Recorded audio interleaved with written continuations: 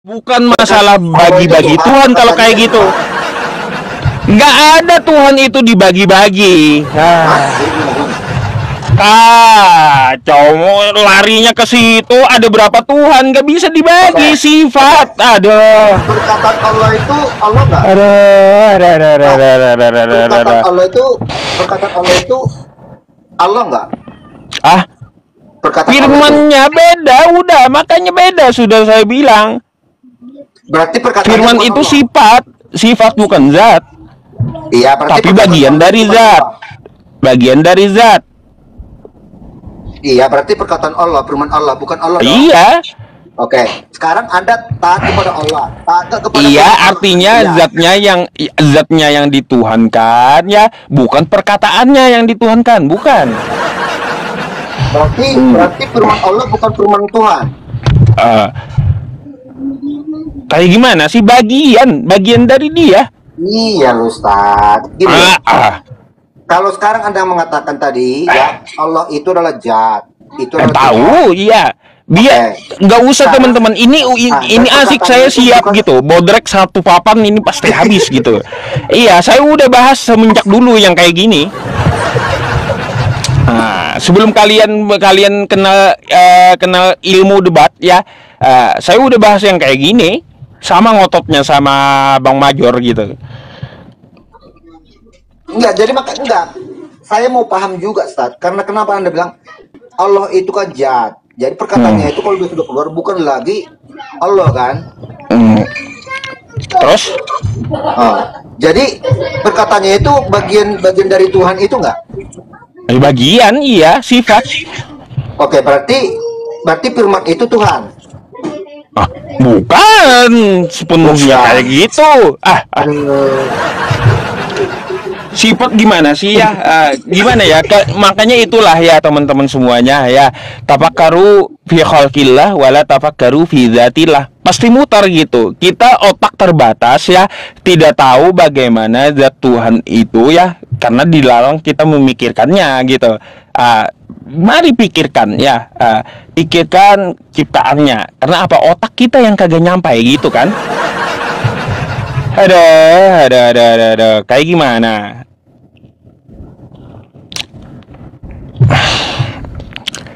Bang, kata teman-teman bosan itu aja yang dibahas.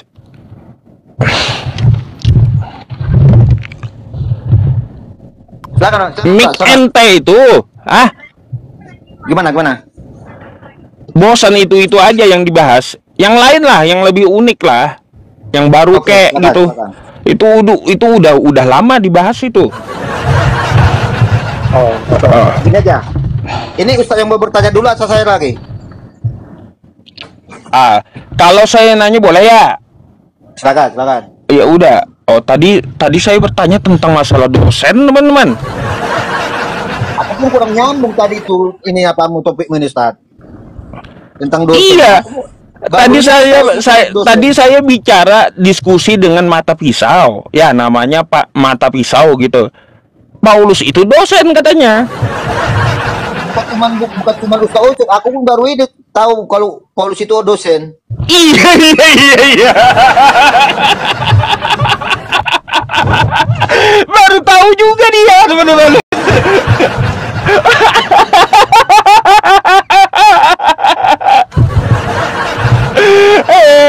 Orang Kristennya baru tahu juga. Kacau juga ini si Mata Pisau ya. Paulus dosen katanya. Bikin ngakak saya aja. Kok beda-beda kalian ini, Bang? Ada tadi. Saya untuk tanya tadi nama macernya mana, aku nggak tahu. Itu. Astagfirullah. Aduh. Coba saya mau tanya, kalau Paulus itu rasul, silsilah Paulus mana? Kalau Paulus tidak perlu silsilah, karena yang bertobat itu kan Paulus. Karena Paulus orang tuanya siapa, kakeknya siapa, dari keturunan siapa dia? Paulus bin siapa orang tuanya? Iya, tidak ada dituliskan dia itu bapaknya siapa, mamanya tidak ada. Tapi dia jelas di kelahiran Roma. Kok bisa Anda imani orang yang kagak jelas? Aneh juga bang ini ya. Oke. Apa perbedaan rasul dan nabi? Nabi beda. Kalau rasul udah pasti nabi. Kalau nabi belum tentu rasul. Itu di Islam. Oke, gini. Koreksi kalau salah saja. Kalau menurut saya, nabi itu yang langsung mendapatkan wahyu daripada Sang Pencipta. Dan dia itu bermujizat, diberikan kuasa mujizat. Itu nabi. Kalau rasul menurut kami yang meneruskan pengajaran daripada nabi-nabi. Itu rasul. Oh, beda paham. Kalau rasul kalau di Islam rasul itu adalah nabi yang mempunyai kaum gitu. Nah, mempunyai kaum lalu menyampaikan ajarannya dan diterima dari wahyu Tuhan. Itu rasul. Kalau nabi nabi ini bisa jadi wahyu itu untuk dirinya sendiri. Gitu. Tidak diajarkan kepada sebuah kaum. Jadi kayak gitu atau berbentuk nubuatan. Itu bedanya rasul dan nabi. Ya berarti nggak sepakat nggak usah tadi sebelum itu. Kalau nabi itu yang mendapatkan wahyu dari Tuhan langsung melalui wahyu. Ya betul ya, itu nabi. Ya dia bermujizat. Kalau rasul itu yang meneruskan pengajaran daripada nabi itu rasul. Nah, kalau rasul beda. Utusan Tuhan itu mengajarkan ya betul kepada kaumnya, tapi dia pasti nabi gitu. Oke, sekarang gini. Nabi Muhammad itu nabi bukan? Ya iyalah, ada ayatnya. Nabi, oke ya. Bisa nggak Anda pertanggungjawabkan kalau seperti itu jawaban Anda? Di mana pernah Nabi Muhammad pernah mendapatkan wahyu langsung daripada Allah? Baik. Dalam Quran surah Al-Ahzab, ya, saya bacakan ya.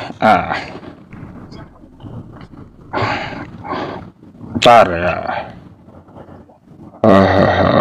Al-Ahzab.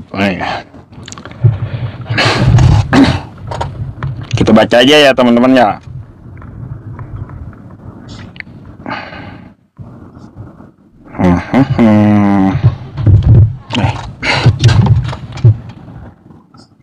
Nah, makana Muhammadun aba ahadim mirrijalikum walakir Rasulullahi wa khataman nabiyyin.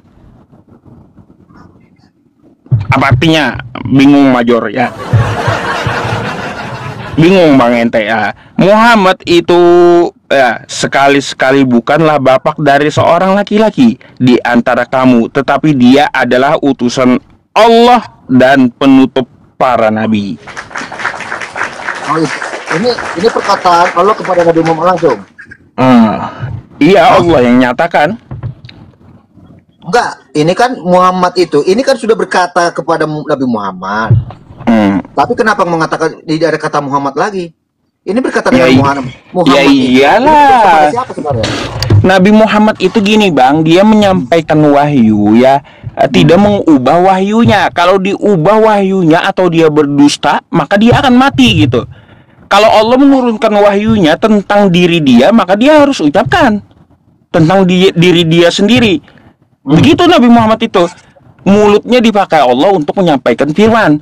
Contoh ya, ketika pembesar Quraisy datang ke tempat Rasulullah ya, ke tempat Rasulullah. Rasulullah Nabi Muhammad bermuka masam, langsung ditegur Allah. Datang wahyu, abasa wa tawalla an ja'ahu gitu. Langsung diucapkan, padahal teguran itu buat diri dia. Itu. Ini Allah langsung kepada Nabi Muhammad gitu. Iya, teguran itu buat diri dia. Teguran buruk diri dia. Padahal teguran itu buat diri dia. Dia bacakan tetap. Dari kalimatnya tadi, coba dibaca ulang dosa. Dari kalimat itu kan ini menjelaskan tentang Muhammad ini. Iya. Ini menjelaskan kepada siapa dia? Kepada kaumnya. Kepada kaumnya. Ini berbicara kepada Nabi Muhammad atau kepada kaumnya? Allah Subhanahu wa taala menurunkan wahyu kepada Nabi Muhammad, Nabi Muhammad menyampaikan kepada kaumnya. Oke? Enggak, gini, ini kan kepada kaumnya dia, ini berbicara, Allah itu berbicara kepada Nabi Muhammad atau kepada kaumnya. Ini kan sekali lagi ya, tentang Muhammad loh. Nabi Muhammad ya terima wahyu, kan gitu. Ternyata wahyu ini tentang dirinya. Oke? Ah, mau nggak mau, Nabi Muhammad ini tetap menyampaikan apa yang telah dia terima, nggak diubah, meskipun tentang dirinya diucapin saja gitu. Nah, diucapin ini untuk kaumnya, gitu pengajaran. Oke, ini berarti bukan melalui Jibril lagi ya, yang ayat ini. Banyak metode pewahyuan itu, bukan cuma satu. Gimana? Banyak. Oke, metodenya gimana? Silakan. Ada melalui mimpi yang pasti gitu. Terus ada yang langsung melalui sanubari hati, dari hati sanubari Nabi gitu. Ada juga. Jadi ada lewat dari malaikat Jibril juga ada. Beda-beda metodenya. Berarti Allah itu berfirman bukan cuma hanya melalui Jibril aja ya? Ada. Iya, bisa langsung. Kan sholat aja tuh langsung tuh, nggak perlu malaikat Jibril, langsung ke Nabi. Nabi. Berarti Allah bisa berbicara langsung dengan manusia berarti ya? Nah, Allah Subhanahu wa taala pernah berbicara dengan Musa, pernah, gimana sih ente? Ya, berarti Allah itu bisa berbicara langsung dengan manusia dong? Oh ya, bisa. Oh iya. Karena beberapa teman muslim saya tanya, ya Allah, manusia itu tidak bisa berbicara langsung dengan Allah. Nabi Musa kan pakai teofani, gampang. Rasulullah di Sidratul Muntaha juga gampang kayak gitu. Ya iya, makanya kalau ini lebih masuk di akal saya, karena banyak saudara muslim saya diskusi Ustaz mengatakan bahwa Nabi Muhammad itu mendapatkan wahyu itu melalui Jibril. Ya karena Allah itu tidak bisa enggak selalu dari Jibril. Enggak selalu dari malaikat Jibril, enggak. Oh, karena dikatakan Allah itu kan tidak bisa tidak setara dengan apapun. Jadi tidak ada yang bisa melihat dia. Tidak ada yang tahu dengan seperti apa keberadaannya. Ya. Sekarang kalau masalah pembahasan ini, saya mau tanya satu hal. Boleh? Ya, silakan. Coba Anda buka Yohanes 17 nomor 8. Bacakan dulu, Pak, betul. Sebab segala firman yang engkau berikan kepadaku telah kusampaikan kepada mereka. Gitu. Dan mereka telah menerimanya. Dan mereka benar-benar tahu bahwa engkaulah yang mengutusku. Itu isinya. Saya mau tahu ya, Yesus ini terima firman, itu siapa saksinya gitu? Siapa saksinya? Karena Yesus kan firman yang hidup. Waduh, saya cari saksinya yang dicari. Saksi yang dicari? Roh Kudus. Mana Roh Kudus? Kapan? Di mana itu tertulis?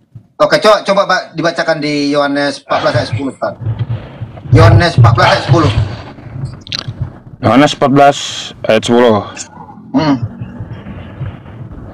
Oke, kita baca bersama ya. Yohanes 14:10. Tidak percayakah engkau bahwa aku di dalam Bapa dan Bapa di dalam aku?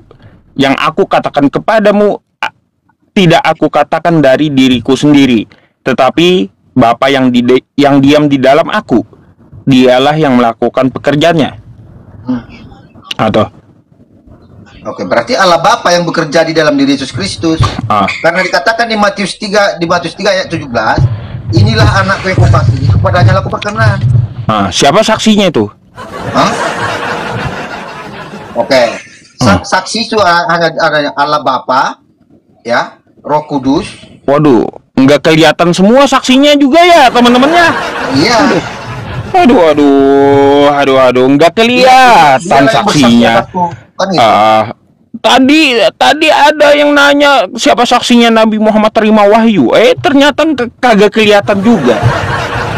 Yesus terima firman kagak kelihatan juga saksinya ya. Aduh.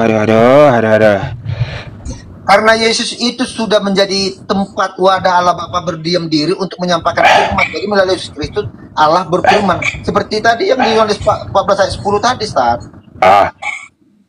Iya, siapa saksinya? Itu, ya, Yesus terima firman itu siapa saksinya gitu loh. Nih, coba saya bukakan ya. Silakan. Yohanes 17 tuh nomor 8. Nah, toh, sebab segala firman yang engkau sampaikan kepadaku telah kusampaikan kepada mereka dan mereka telah menerimanya. Ayo, mereka tahu benar-benar bahwa aku datang daripadamu dan mereka percaya bahwa engkau yang telah mengutus aku. Sebab segala firman yang engkau sampaikan. Mik. Yohanes 14 ayat 10. Yohanes 14 ayat 10 tadi jawabannya, Ustaz. Jadi waktu dia terima firman itu siapa gitu loh saksinya? Apakah Paulus atau Lukas gitu? Dia yang berkata-kata dikatakan. Dia yang berkata-kata. Nggak ada saksi? Hah? Nggak ada saksinya? Roh Kudus lah. Waduh. Yang ya kalau kita nyari Roh Kudus, saya nggak tahu juga bang bentuk Roh Kudus itu kayak gimana, nggak tahu. Saya yakin Kristen pun kagak tahu bentuk Roh Kudus kayak gimana gitu. Aduh, Roh Kudus itu yang menghidupkan. Ya, makanya bentuknya kayak gimana? Makanya dikatakan Allah pencipta itu maha hidup. Dia bentuknya ada kayak gimana, Pak? Dari sebelum kata ada, dia sudah ada. Bentar, saya tanya dulu. Sumber itu. Saya tanya dulu, Roh Kudus itu bentuknya kayak gimana? Bentuknya? Dia roh. Ya bentuknya kayak gimana? Roh itu tidak berbentuk, tapi dia nyata ada. Buktinya dia bisa menghidupkan. Di kitab ente bang ya, roh Allah itu matanya 7, tanduknya 7. Ya, nggak apa-apa. Kayak gimana? Itu matanya 7, tanduknya 7. Coba lihat. Nah, itu maksudnya bukan itu maksudnya. Itu tanduk itu maksudnya itu ya metaforanya 7 murka Tuhan. Itu 7 materai yang dibuka sebelum yang namanya untuk penantian yang namanya akhir zaman. Itu 7 materai. Itu 7 muka Tuhan yang harus dialami dunia ya sebelum kedatangan Yesus Kristus kedua kali. Tanduk yang dimaksud itu metaforanya itu muka Tuhan. Metafora larinya teman-teman, metafora. Ya. Udahlah, cukuplah kalau kayak gitu bang. Pusing saya. Ketawa dia. Jadi Anda tidak menuhankan firman Allah ya? Itu pula yang ditanya. Udah jelas tadi. Dah kacau juga ya. Aduh. Boleh nggak saya gantikan dengan Kristen lain ya lagi nih yang di bawah mau antri mereka? Ya udah silakan. Iya, soalnya kalau kita ngobrol lama-lama ya mereka kan nggak naik gitu. Orang di bawah pun ngantri nggak apa-apa kan? Oke. Iya. Oke, makasih Ustaz Ucup. Ya, thank you ya. Oke. Saya selalu oke. Thank you. Malam. Aduh Bang Major sama muternya dari dulu Bang Major tuh ngotot mulu. Dia ngotot mulu itu ya. Kagak pernah open cam dulu debatnya sama dia itu. Kagak pernah open cam tapi nyerocos aja dia. Tapi udah kurang sekarang ya. Udah kurang tuh Major itu. Oke. Apa ini? Sebentar ya teman-teman. Sabar. Kita naikin lagi yang lainnya. Kristen yang mau naik, silakan naik ya. Kirim permintaan naiknya.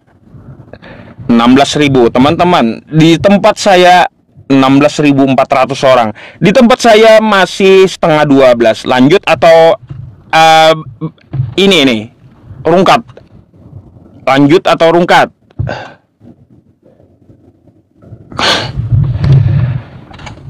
Lanjut maunya ya.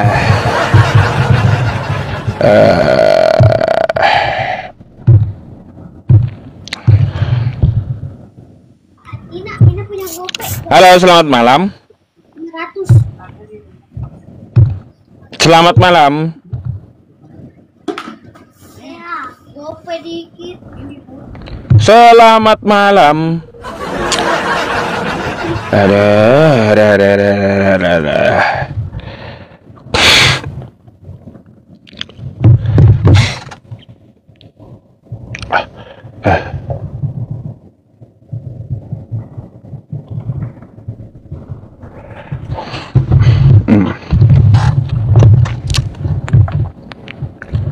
Yang Kristen mana?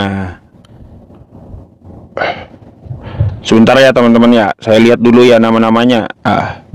Apa ini? Yunanda. Yang bungas. Lanjut sampai pagi. Aduh. Halo, selamat malam. Malam. Assalamualaikum Ustadz. Waalaikumsalam. Islam ya? Islam Ustadz. Ada yang mau disampaikan? Nggak ada, saat cuma mau bilang sehat-sehat terus. Oke.